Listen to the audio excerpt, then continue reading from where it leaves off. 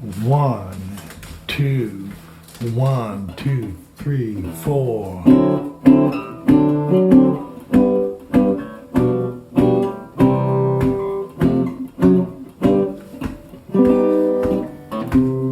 Please don't talk about me when I'm gone,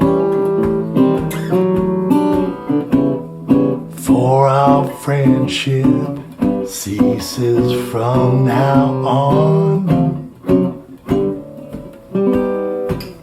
If you can't say anything that's nice, it's better not to talk at all. That's my advice. You go your way, I'll go mine. It's best that we do. Here's one kiss, I hope that this brings lots of luck to you. It don't matter how I carry on, honey, please don't talk about me when I'm gone. Please don't talk about me when I'm gone. Please don't talk about me when I'm gone.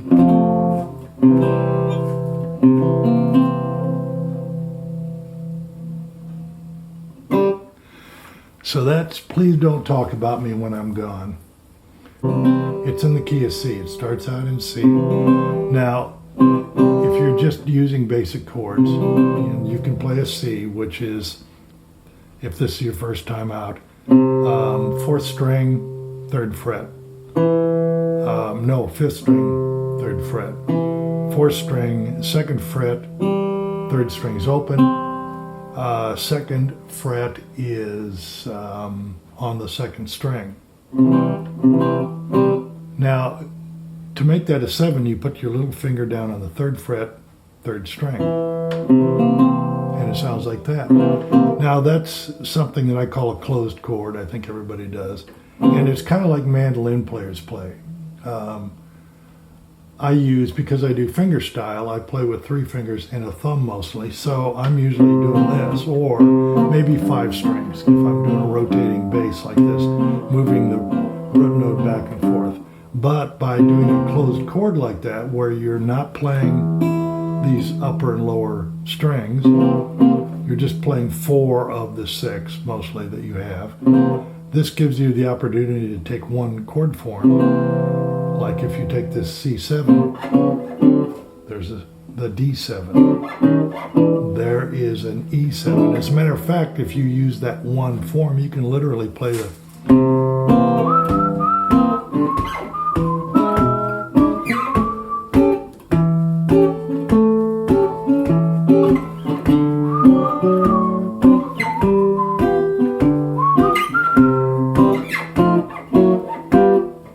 You can play the whole song with that particular chord shape. So that's a good one to learn. Use that one for sure. So going through the basic chords, it starts out, there's an A part and a B part. They're very similar because they all use like 5 chords. And then what I've done is embellished on top of that. So we start out in A, in the A part, C chord. Please don't talk about me. E7, which is 6th string open, 5th string at the 2nd fret, 4th string is open, and the 3rd string is at the 1st fret, and then to a A7, which is 5th string open, 4th string at 2nd fret, 3rd string open, and the 2nd string at the 2nd fret. Then it goes to D7, 4th string open, 3rd string at the 2nd fret, 2nd string at the 1st fret, 1st string at the 2nd fret, and it goes back, then it goes back to G. Now, if you're playing your G this way, you've got some options, but you might want to try playing it in this form with the index finger open, because you're going to want to go to a 7 at one point, and I'll show you another way to do it. But in order to do a 7, you have to add, here's your G, there's a G. You have to go down, flat that down. So that's 7. Or if you can't reach that, you can take your little finger, just play the bottom 4 strings, because that same F occurs right there in that little triangle shape. Or you can play them all if you're really ambitious. And then back to C. And then there's a little walk up, which I grab with the F chord and go up to an F sharp. For those of you who don't know what an F chord is, it's 6th string, 1st fret, the 5th string, 3rd fret, the 4th string, 3rd fret, the 3rd string is on the 2nd fret, the 1st string is on the 1st fret, and the 2nd string is 1st fret. 1st string is also on the 1st fret. So, and then I do a walk up to a diminished F sharp, which is just 4 notes. This is another one of those. Move around. It is 6th string on the 2nd fret, the 5th string on the 3rd fret, the 4th string on the 4th fret, and the 5th string, this 3rd string, is on the 2nd fret. And then I move that same F position up to a G. And that's your 5 chord, and I do something else which I'll show you later. So that's the basic form. The walk up also, if you can't do an F, do and land on your G chord. Or if you've mastered the C chord, C7 chord, you can move it up here to your 5, 6, 7, 8 fret. Play it up there. So it goes, the A part goes like this. Please don't talk about me, E7, A7, when I'm gone.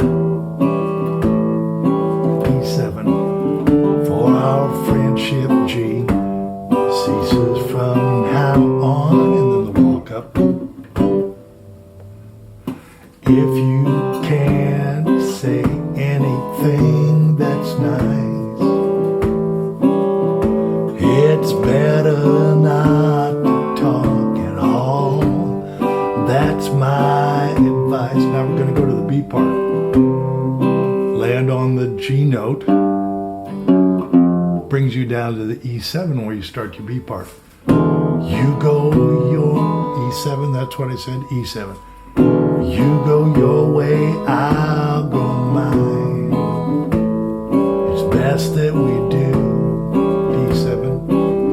Here's one kiss, I hope that this brings lots of G. D7. Luck to you. And do a 7G. Then back to your A part. It don't matter how I carry on. So honey, please don't talk about me when I'm gone. Now I'm tagging that with a G augmented, but the only time I ever use an augmented chord is on the 5th chord of the key, that instead of using, in this case, a G7, I'm using an augmented. And that is like, makes your ear want to go back to the root, which is the C. And I won't go into why it's an augmented, but a lot of times when you get new chords, you go, oh my God, and your brain shuts down because you assume it's going to be difficult.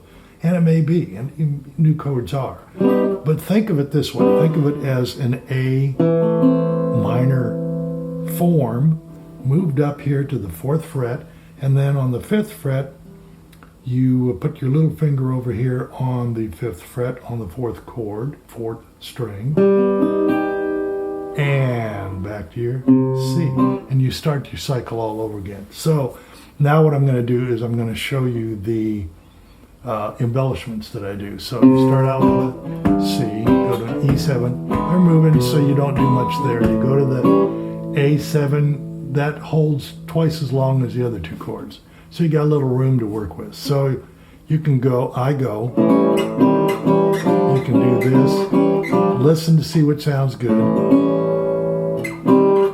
I usually go up, slide up these 2 notes. These 4 strings I'm using just the middle 4 strings. So I'm sliding from that A7 up to my middle finger is on the 4th string on the 4th fret, and my index finger is on the 2nd string on the 2nd fret. Then the 3rd chord is integral. It's a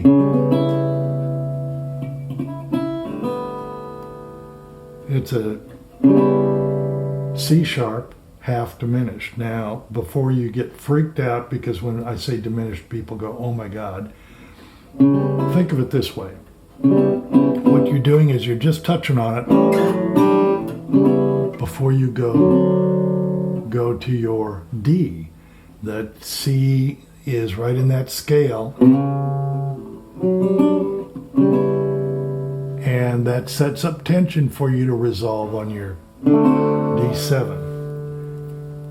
And how that works is it's your ear hears you going from one chord to the other.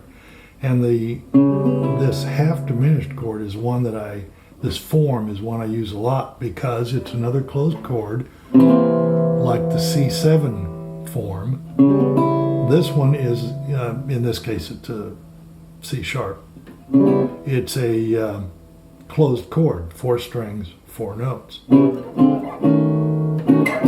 So I can move it around and use it as a passing chord. And the other thing that people don't think about when they first see it and they think, oh, a new chord, is the fact that it's all on 2 frets. And your strings, even though they're in an unfamiliar position for most of us, they're close together. There's not a lot of stretching. It's not like you're doing a D in this form. So your strings, your fingers are all falling within a little cluster. And once you get used to it, it's really easy to grab. So you're going, and then it goes to the D7. So please don't talk about me when I'm gone. For our friendship ceases. So we're in the D here. Instead of playing the first position, D, I'm taking that C7, moving it up to D7. But I want a little more movement in that D. So root note D here, root note D here. If I move this upper root note up 2 frets, we got a 9 in that scale. So if you're looking at that same 3 notes there, moving from this one up here, you change your hand position. So it's like this, and that gives you a 9. And it's also one of those that it's unusual, but it's once you get it in your repertoire, you can move it up and down the neck. And for this example, you go down to the C7 from the 9. It gives you a little bit of movement. You're still in D. Then I go to a bar G because it's easier than me moving up here. And then the next thing I do, instead of playing a 7 like this, I play a 7, which is an inversion. It's another one of those, the notes are close enough together they're easy to grab, but you're only playing the middle 4 strings and you got 1 open string. So what you got here is your index finger, 5th fret, 2nd, 5th string, 2nd fret, the 4th string, 3rd fret, your 3rd string is open, and your 2nd string is on the 3rd fret. And this shape is not only easy to grab, it comes in handy later on. I'll show you why. And that brings you back to your C. So please don't talk about me when I'm gone, for our friendship ceases from now on. If you can't say anything that's nice, do the same, repeat that lick. Better not to talk at all. That's my advice. Now we go into the B part. To get to your E7, you go from your C, put your ring finger on the G, and then do a walk down, chromatic walk down. And land on your E7. You go your way, I'll go mine. Use that same version of that A lick, and then go to your D forms. In this case, we're holding them a little longer, so you can do a root walk here. And then to your G. And I'm going to grab the D7 here, and then back. Then go to that G7 form I showed you, and do this on each beat. And then back to your C. And listen to it for a second.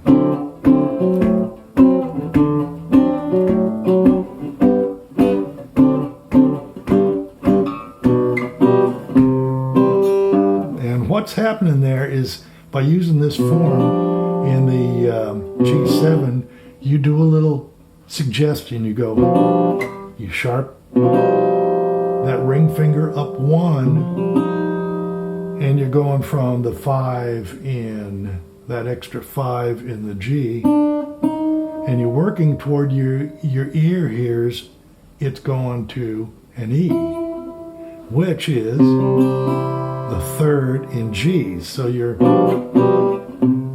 you're suggesting you're going to move to a C.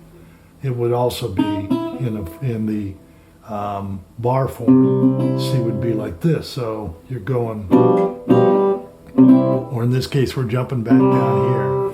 And then we go back to the A part. It don't matter how I carry on,